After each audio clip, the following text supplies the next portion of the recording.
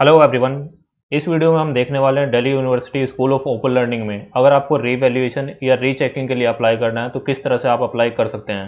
अगर आपको किसी सब्जेक्ट में फेल किया गया है या मान लीजिए आपको किसी सब्जेक्ट में कम मार्क्स दिए गए हैं तो आपको अगर रीवैल्यूएशन करवाना है या रीचेकिंग करवाना है तो उसका प्रोसीजर क्या है वो सारा हम इस वीडियो में डिटेल में समझने वाले हैं। सबसे पहले स्टूडेंट्स का एक बेसिक डाउट रहता है कि रीचेकिंग और रीवैल्यूएशन में डिफरेंस क्या है, तो सबसे पहले हम इसी को समझ लेते हैं।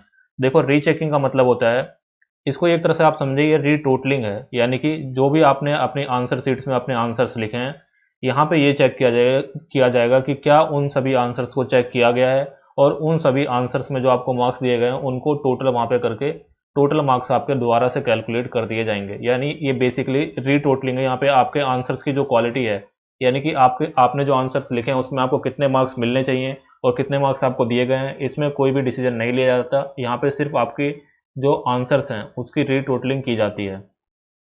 अब बात कर लेते हैं रीवैल्यूएशन की। रीवैल्यूएशन में क्या होता है, तो रीवैल्यूएशन में आपके जितने भी आंसर्स हैं उसको दोबारा से चेक किया जाता है। जितने भी आंसर्स आपने लिखे होंगे उनको दोबारा से चेक किया जाएगा और उनमें दोबारा से मार्किंग की जाएगी।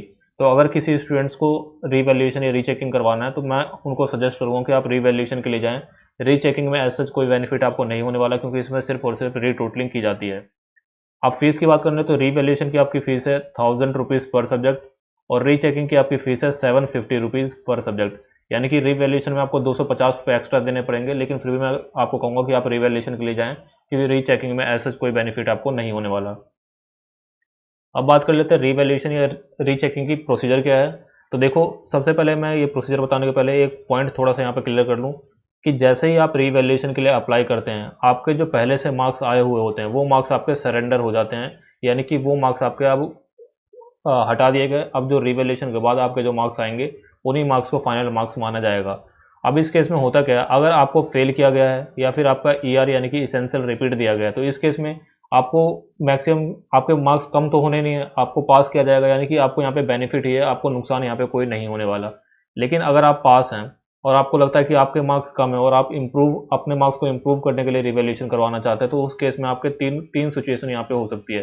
पहली सिचुएशन ये हो सकती है कि आपके मार्क्स में कोई भी चेंज ना आए, यानी कि नो चेंज। दूसरी सिचुएशन ये हो सकती है कि आपके मार्क्स को इंक्रीज कर दिया जाए और तीसरी सिचुएशन हो सकती है कि आपके मार्क्स को डिक्रीज कर दिया जाए। यानी कि अगर आप पास हैं तो ये पॉसिबिलिटी है कि आपके मार्क्स कम भी हो सकते हैं, जरूरी नहीं है आपके मार्क्स बढ़े ही। ठीक है, तो ये बात आपको ध्यान रखनी है। अगर आप फेल हैं या आपकी इसेंशियल रिपीट है तो आप बिना किसी डर के आप अपना जो सब्जेक्ट है उसमें रिवैल्यूएशन के लिए अप्लाई कर सकते हैं। लेकिन अगर आप पास हैं तो आपको सोच समझ के रिवैल्यूएशन के लिए अप्लाई करना है, क्योंकि यहाँ पे आपके मार्क्स कम भी हो सकते हैं। अब यहाँ पे एक एग्जांपल से मैं आपको समझा दूँ कि किस तरह से ये काम करता है, ताकि स्टूडेंट्स के मन में कोई कन्फ्यूजन ना हो। मान लीजिए आपका आप पास हैं और आपके जो किसी सब्जेक्ट में मार्क्स जो है 40% है या 100 में से मान लीजिए 40 मार्क्स हैं और रिवैल्यूएशन करने के बाद आपके मार्क्स जो है 42 आते हैं या फिर मान लीजिए 38 आते हैं। तो इस केस में क्या हो रहा है यहाँ पे कि आपका जो चेंज ऑफ मार्क्स है वो 5% से कम है, यानी कि 5% से कम बढ़ रहे हैं या 5% से कम घट रहे हैं। तो उस केस में आपके मार्क्स में कोई भी चेंज नहीं आएगा। जो पहले से आपके मार्क्स थे यानी 40, यही मार्क्स आपको दोबारा से दे दिए जाएंगे। सेकंड केस में क्या हो सकता है, मान लीजिए आपके पहले से 40 मार्क्स थे और रीचेक करने के बाद ये मार्क्स जो है मान लीजिए आपके 48 आ गए या मान लीजिए 35 आ गए। यानी कि आपका जो परसेंटेज ऑफ चेंज है वो 5% से लेके 10% के बीच में रहता है। तो इस केस में क्या होता है, इन दोनों का जो एवरेज मार्क्स होंगे वो आपको दे दिए जाएंगे। ठीक है। थर्ड कंडीशन क्या हो सकती है, मान लीजिए आपके 40 मार्क्स थे, रिवैल्यूएशन करवाने के बाद आपके मार्क्स हो गए 60। ठीक है, अब यहाँ पे देखेंगे तो ये 60 और 40 के बीच में जो गैप है वो 10% से ज़्यादा है। तो अगर आपके रिवैल्यूएशन के मार्क्स में 10% से ज़्यादा गैप आता है तो इस केस में क्या होता है, आपकी कॉपी जो है थर्ड इवेल्यूएटर के पास भेजी जाएगी। अब थर्ड इवेल्यूएटर के पास भेजिए, मान लीजिए उन्होंने आपको मार्क्स दिए 55। तो इस केस में आपको देखना पड़ेगा कि ये जो 55 जो थर्ड इवेल्यूएटर के मार्क्स हैं ये फर्स्ट और सेकंड में से किसके ज़्यादा करीब है। तो यहाँ पे आप देख सकते हैं 55 जो है 60 के ज़्यादा करीब है, 40 से थोड़ा ज़्यादा डिफरेंस है यहाँ पे। तो ये जो दो जो मार्क्स सबसे ज़्यादा करीब होंगे इनका एवरेज जो है यानी कि 57.5 मार्क्स जो हैं वो आपको दे दिए जाएंगे। अगर मान लीजिए जो थर्ड इवेल्यूएटर था उसने आपको 45 मार्क्स दिए होते तो उस केस में क्या होगा, इन दोनों के जो एवरेज मार्क्स है यानी कि 42.5 ये मार्क्स आपको दे दिए जाएंगे। तो इस तरह से ये पूरा सिस्टम काम करता है। जो स्टूडेंट्स पास हैं उनके लिए काफ़ी कन्फ्यूजन होता है, तो ये मैंने यहाँ पे डिटेल में इसको समझा दिया। अब बात कर लेते हैं कि प्रोसीजर क्या है, किस तरह से आपको रिवैल्यूएशन के लिए अप्लाई करना है। तो रिवैल्यूएशन अप्लाई करने के लिए सबसे पहले तो आपको रिवैल्यूएशन का जो फॉर्म है इसको फिल करना होगा। अब ये रिवैल्यूएशन का फॉर्म आपको कहाँ से मिलेगा, कैसे डाउनलोड करना है, ये वीडियो के एंड में मैं आपको दिखा दूंगा कि कहाँ से आपको डाउनलोड करना है और किस तरह से उस फॉर्म को फिल करना है, तो उसकी आप टेंशन ना लें।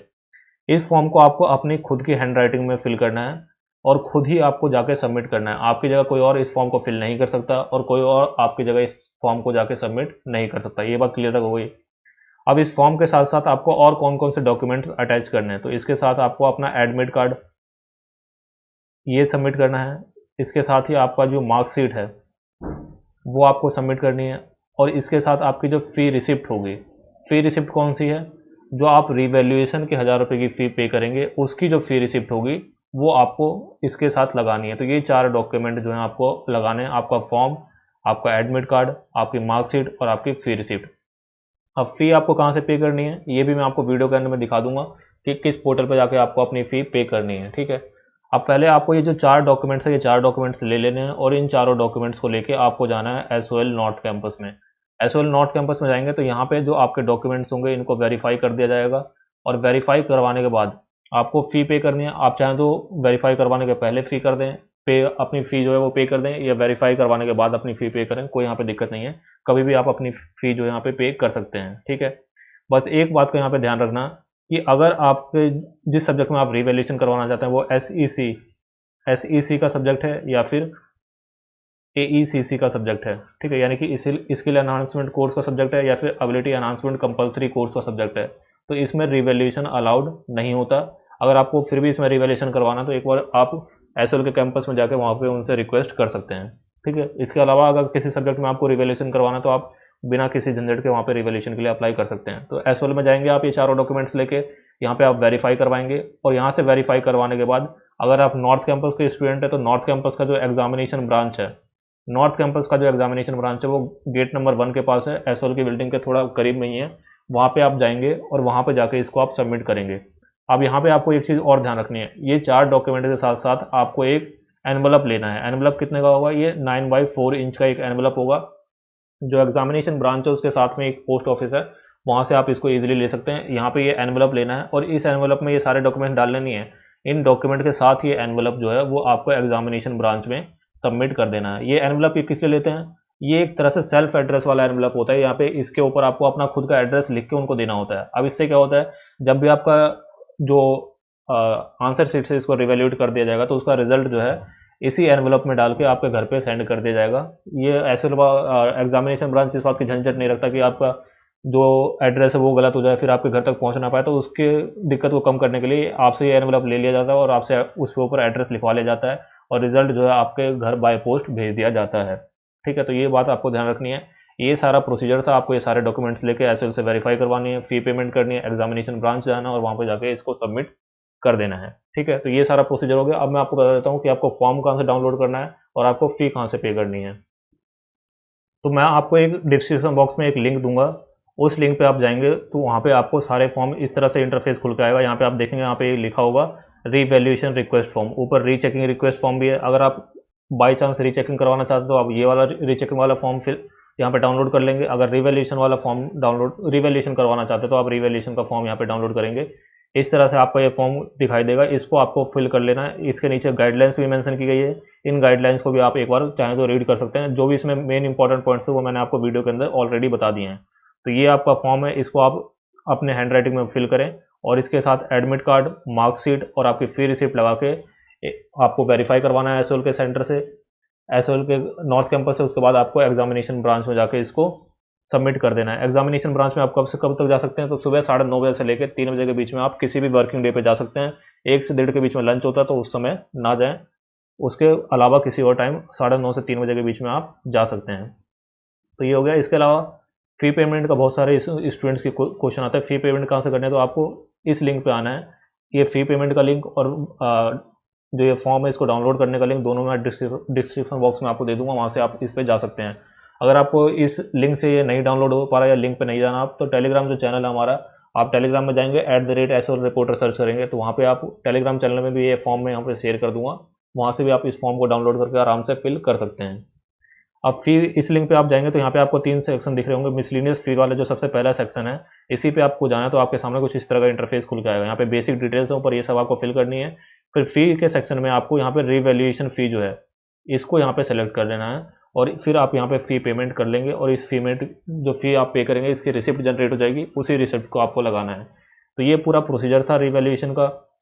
बहुत से स्टूडेंट पूछते हैं कि क्या हमें रीवैल्यूएशन के लिए अप्लाई करना चाहिए। तो देखो, अगर आप पास हो तो आप, मैं नहीं समझता कि आपको रीवैल्यूएशन के लिए अप्लाई करना चाहिए। अगर आप चाहते तो आप अगले सेमेस्टर में जब भी आप एग्जाम देंगे, जैसे मान लीजिए फोर्थ सेमेस्टर में आपका ईयर है तो आप सिक्स सेमेस्टर के साथ एग्जाम देंगे, तो अगर आप अपने मार्क्स इंप्रूव करना चाहते हैं तो उसमें आप इंप्रूवमेंट का फॉर्म फिल कर सकते हैं। अगर आपको फेल किया गया है या आपको ईआर दिया गया है तो आप रीवैल्यूएशन के लिए अप्लाई कर सकते हैं। लेकिन उसमें आपको एक बात ध्यान रखनी है कि रीवैल्यूएशन का रिजल्ट आने में 2 महीने का समय लग जाता है और उसी बीच में आपके जो फिफ्थ सेमेस्टर के फॉर्म है या फिर जो अगले सेमेस्टर के फॉर्म है वो आ जाएंगे और उसमें आपको अपने सब्जेक्ट्स ऐड करने पड़ेंगे। तो अगर आप फेल है तो वो वाला सब्जेक्ट भी आपको ऐड करना होगा, तो उस समय आपको कन्फ्यूजन होगी कि मैंने रीवैल्यूएशन के लिए भी अप्लाई किया हुआ है तो क्या इसमें मैं ऐड करूँ या ना करूँ, तो वहाँ पर दिक्कत हो सकती है। तो ये आपको एक पॉइंट ध्यान में रखना है। बाकी और कोई आपकी क्वेरी हो तो डेफिनेटली आप कमेंट सेक्शन में लिखें। For the timing, that's the end of the video. Thank you.